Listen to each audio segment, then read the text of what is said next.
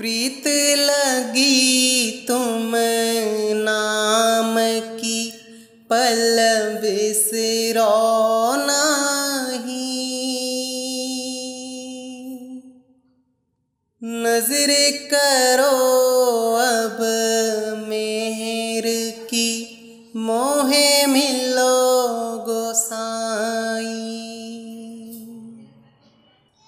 ब्रेह सतावे मोही को जीव तड़पे मेरा। तुम देखन को चाव है प्रभु मिलो सवेरा। नैना दर से तरस को पल पलक ना लागे। दर्दवंत दीदार का निस्बारस जागे। जो इब के प्रीतम मिले करुणिमख ना न्यारा। अब नितिन गुरु पाइया मेला प्राण प्यारा। साहिब सतनाम साहिब की सभी संतों की सभी भक्त समाज की आज के आनंद की साहिब लगा लूंगा।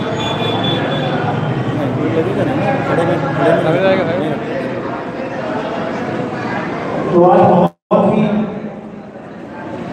पवित्र दिन है, शुभ दिन है। आज ही के दिन परमपिता परमात्मा एक गुरु के रूप में इस धरातल पे आए और सोए हुए जीवों को जगाया। इसी को कबीर प्रकट दिवस कहते हैं। जयंती क्यों नहीं कहते हैं? क्योंकि जयंती में होता है मां के गर्भ से आना, और प्रकट का मतलब होता है बिना गर्भ के ही प्रकट हो जाना। तो केवल कबीर साहब ही ऐसे संत हुए हैं धरातल पे जो बिना मां बाप के आते हैं। धर्मदास भी कहते हैं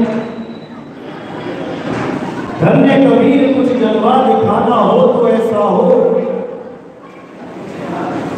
बिना मां बाप की दुनिया में आना हो तो ऐसा हो। जब परमात्मा आते हैं अपने ज्ञान का प्रचार करने के लिए तो बिना मां बाप के आते हैं। उनका कोई माँ और बाप नहीं, क्योंकि साहिब सबका बाप है और बेटा किसी का नहीं। और बेटा बन के जन्मया सो तो साहिब है। वो परमात्मा हो ही नहीं सकता जिसके कोई माँ और बाप हो। नहीं तो फिर परमात्मा को कोई दादा होगा, परमात्मा होगा। नीलू और नीमा तो एक जुलाई थे जिनको कबीर साहब नहर धारा में एक कमल के ऊपर जब प्रकट हुए तब उन्हें वहां पे दर्शन हुए, वहां मिले और वहीं जाके उनको अपने घर में ले गए, इसलिए वो दुल्हा कहलाए। लेकिन असल में कबीर साहब के कोई माँ बाप नहीं थे। ना हमली ना गर्भ बसेरा बालक हुए दिखलाया, साधु भाई अभिगत से चला आया, कोई मेरा भेद मरम नहीं पाया। अभिगत से चल के आया मैं और मेरा भेद किसी को नहीं पता लगा कि ये कौन है। जितनी ज्यादा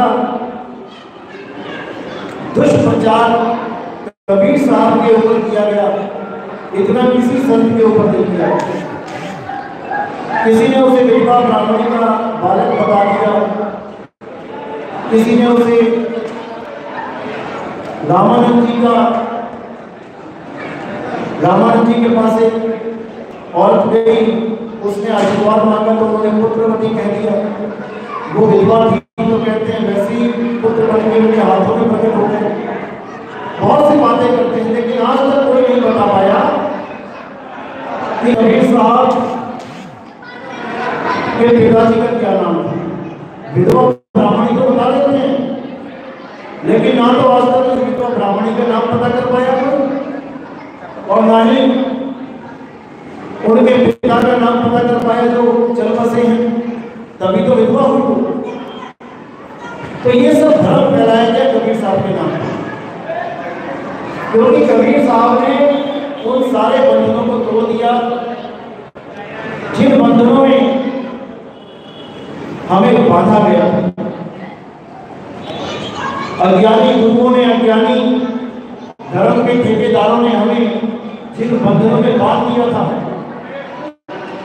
वो कबीर साहब ने तोड़ दिया। अब जब किसी का जाल टूटता है तो भाई क्रोध तो उससे आता है। अब क्रोध आएगा तो क्या होगा? दुष्प्रचार होगा, गलत धारणाएं पैदा की जाएंगी और लोगों को बेगुम किया जाएगा ताकि वो इस जाल से निकल ना जाए। यही कुछ हुआ समाज में, गलत बातों का गलत इंफॉर्मेशन दी गई और उसी से इतिहास रच दिया गया। लेकिन कबीर साहब ने अपनी गाड़ी में बिल्कुल स्पष्ट किया है कि 5 तत्वों का लड़ाई मेरा, जानो ज्ञान अपारा, सत्य स्वरूपी नाम साहिब का, सो निज नाम हमारा। कि मेरा ये 5 तत्वों का घर नहीं है, मैं कोई शरीर नहीं हूं, मैं एक आत्मदेव हूं और तुम भी कोई शरीर नहीं हो, तुम भी एक आत्मदेव हो। हम अपने आप को शरीर मान के बैठ जाते हैं, यही सबसे बड़ा बंधन है। जब तक हम ये नहीं समझ पाए कि मैं एक शरीर नहीं हूं, जब तक हमें कबीर साहब के ज्ञान की ABCD की समझ में नहीं आ सकती। भले हम कितना कहते हैं कि हम कबीर पंथी हैं, हम कबीर साहब के लोहे जानते हैं, हम बड़े जानते हैं, हम कबीर साहब की जाति के गुरु हैं, हम धारक समाज के हैं, कबीर हमारा गुरु है, इससे कुछ नहीं होगा। जब तक हमने कबीर साहब के मूल ज्ञान को नहीं समझा, जब तक हमारा कल्याण नहीं हो सकता। तो सबसे पहले कबीर साहब के मूल ज्ञान को समझना है कि मूल ज्ञान क्या है। बच्चों को शांत रहे, आराम से बैठे रहो।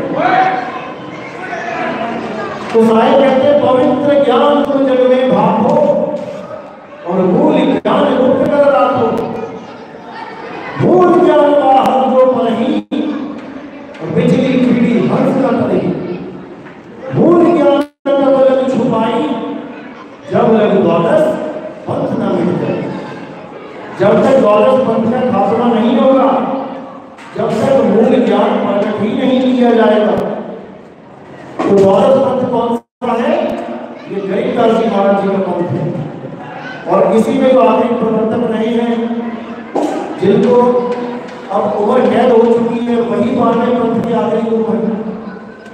तो जैसे ही उनको सजा हुई 11 तारीख को, वैसे ही 13 तारीख को इस पंथ का उजागर हुआ, इस ज्ञान का उजागर हुआ।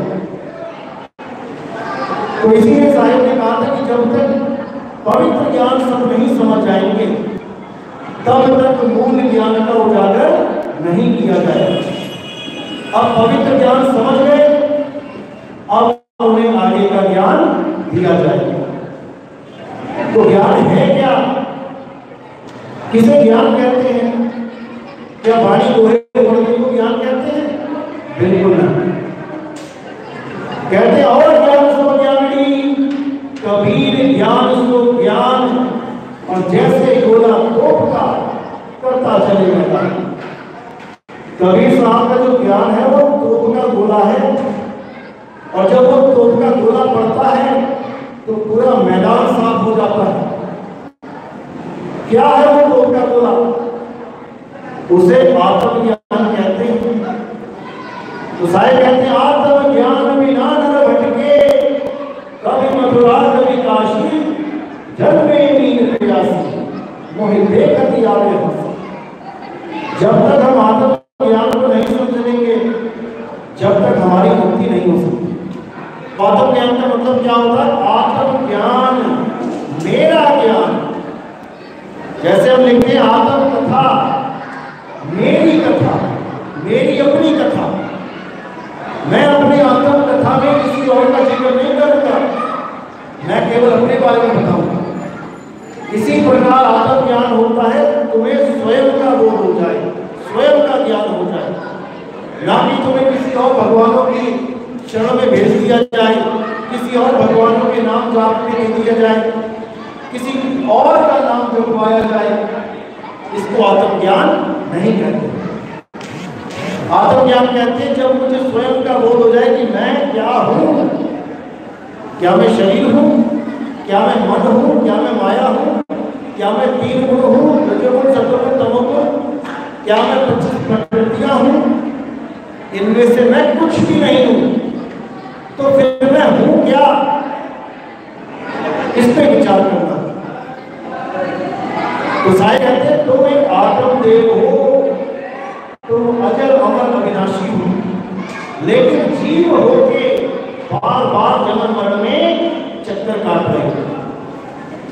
जीव भी अविनाशी है, लेकिन वो निर्भय नहीं है, वो मुक्त नहीं है। जीव सोए जो चुग चुग जीवे, उत्पन्न परलय माही, और देह धरे भर में 84, निर्भय तब होना है। ये निर्भय कभी नहीं हो सकता। आज बहुत से जीव पंथ चलते हैं कि जीव ही परमात्मा है, जीव ही सब कुछ है। जीव सब कुछ नहीं है। अरे बहुमत धन में बांधेगा एक बेचारा जीव, और क्या बल छूटे आपने जे न छुड़ाए भी। वो जीव बंधन में है, आप और हम सब बंधन में हैं। जब तक वो परमात्मा दया ना करते, वो बंदी छोड़ दया ना करते, तब तक हम बंधन मुक्त नहीं हो सकते। और वो दया कैसे करता है? कैसे पता लगे कि परमात्मा हम पे दया कर रहा है? अब कुछ लोग सोचेंगे हमारे घर में सुख शांति है तो समझ लो कि परमात्मा हम पे दया कर रहा है। कई लोग सोचेंगे कि हमारी दुकान बढ़िया चल रही है तो परमात्मा हम पे दया कर रहा है। कई सोचेंगे हमारा घर परिवार पूरा हो गया, अब हम पे परमात्मा दया कर रहा है। बिल्कुल नहीं। परमात्मा जब दया करता है तो क्या होता है? अरे प्रभु कृपाल कृपा करे, नाम नानक साधु संग में। जब परमात्मा दया करता है तब आपको किसी साधु का संग मिलता है, और जब साधु का संग मिलता है तब आपको नाम की सोची जाती है कि नाम है क्या। क्योंकि जब तक साधु का संग नहीं मिलेगा, नाम के बारे में आप सोच भी नहीं सकते कि नाम क्या है। क्योंकि जहां पर भी नाम का जिक्र आएगा, आप उसको बाबा ने नाम मानकर ही जपने लग जाओगे। जैसे हिंदू राम राम जपने लग जाएंगे, सिख भाई वाहिगुरु वाहिगुरु जपने लग जाएंगे, मुसलमान अल्लाह अल्लाह जपने लग जाएंगे, ईसाई अपनी प्रेयर जपने लग जाएंगे, हालेलुया करने लग जाएंगे। लेकिन ये सारे नाम 52 अक्षरों से निकले हैं। इसीलिए ग्रंथ साहब ने भी बोला कि 52 अक्षर लोक है, सब कुछ नहीं माही, और ये आखिर मिल जाएंगे, वो आखिर में नहीं। 52 अक्षरों के द्वारा आप जितने मर्जी नाम जप लो, ये सब इंसान ने बनाया। किसी ने हिंदी के नाम बना दिए, किसी ने पंजाबी के नाम बना दिए, किसी ने उर्दू फारसी के नाम बना दिए। इन्हीं नामों में सब उलझ गए, लेकिन उस सतनाम को कोई नहीं जान पाया कि सतनाम है क्या। सब 52 अक्षरों में उलझ गए।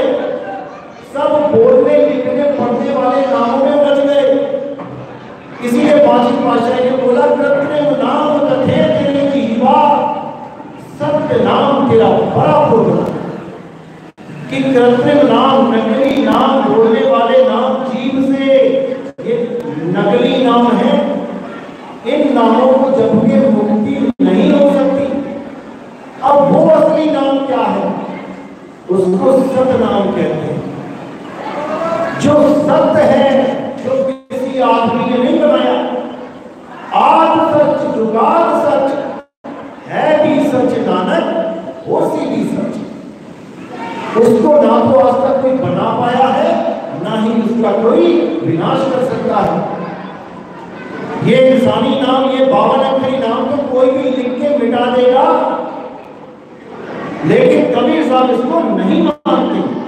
वो कहते हैं ओंकार लखे तो कोई और फिर लिख मिटना ना हो। ओंकार याद में जाना, लिखे और मिटे ताजी ना माना। जो लिख के मिटा दिया जाए वो नाम नहीं है, लेकिन जितने भी गुरु बैठे हैं ये सब वही नाम देते हैं जो लिख के मिटाए जा सकते हैं। इसीलिए ग्रंथ साहब ने, कबीर साहब ने फिर बोला, 52 अक्षर जोरे आन, सत्य अक्षर एक पहचान। सत्य का शब्द कबीरा कहे, पंडित होए सुमन पहल है। यानी 52 अक्षर जोरे आन, ये कितने 52 अक्षर जोड़ दिए, देखो कितने सारे नाम बना लिए, हिंदी, पंजाबी, उर्दू, फारसी। अब परमात्मा की किसी को प्यास लगती है तो गुरु इन्हीं नामों में से कुछ पकड़ा देता है। बेटा राम राम जप लो, हनुमान भाई चू जप लो, सोहम सोहम जप लो। जबकि कबीर साहब बिल्कुल खंडन करते हैं 52 अक्षरों का। अरे 52 अक्षर जीव आधारा, आदि अक्षर जीभ्या से न्यारा। वाही को सत सिमरन कहिए और सिमर सिमर नर उतरो पारा। 52 अक्षरों के द्वारा ना तो परमात्मा आज तक किसी को मिला है और ना ही परमात्मा किसी को मिल सकता। जब 52 का टूटे डोरा, सहजे छूटे काल जब। अरे फिर नहीं आए, फिर नहीं जाए, उस सार शब्द में लगे सिमर। उस सार शब्द में सूरत सदा सदा के लिए रहेगी, अजर अमर अविनाशी होगी रहेगी। क्योंकि सूरत फंसी संसार में, कहां से बढ़ गई दूर और सूरत बांधे स्थिर करो। 8 पहर, 8 पहर सूरत को स्थिर रखना है। कहां स्थिर रखना है? शब्द में स्थिर रखना। लेकिन कौन से शब्द में स्थिर रखना है?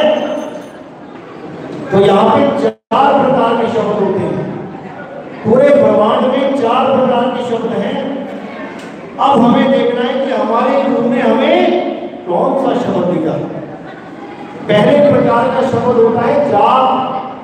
जितने भी मंत्र जाप हैं, जितने भी नाम हैं, हिंदी के, पंजाबी, उर्दू, फारसी, जापानी, नेपाली, तो किसी भी भाषा वो जाप कहलाते हैं। तो साहिब कहते हैं जाप मरे, यानी कुछ नहीं जपना। अगला नाम होता है अजपा। अजपा होता है श्वासों के द्वारा। आपने श्वास अंदर खींची, आवाज आएगी स्लो, और बाहर छोड़ी, आवाज आएगी हम। सो हम, सो हम। इसको अजपा जाप कहते हैं। ये मुख से नहीं जपा जाता, ये श्वासों के द्वारा जपा जाता है। जैसे आपने सुना होगा, श्वासों की माला में शुरू में तेरा नाम, मुंह से नहीं सिमरना, उसको श्वासों में चलाना है। तो साहिब कहते हैं जाप मरे, अजपा मरे, ये भी नहीं करना है। अब क्या है तीसरा नाम? अनहद। वो कैसे जपते हैं? कानों में उंगलियां डाल के, आधा आधा घंटा, 1 घंटा कानों में उंगलियां डाल के उस अनहद नाद को सुन के योगी प्रसन्न रहते हैं। लेकिन साहिब ने उसके लिए भी मना किया, जाप मरे, अजपा मरे,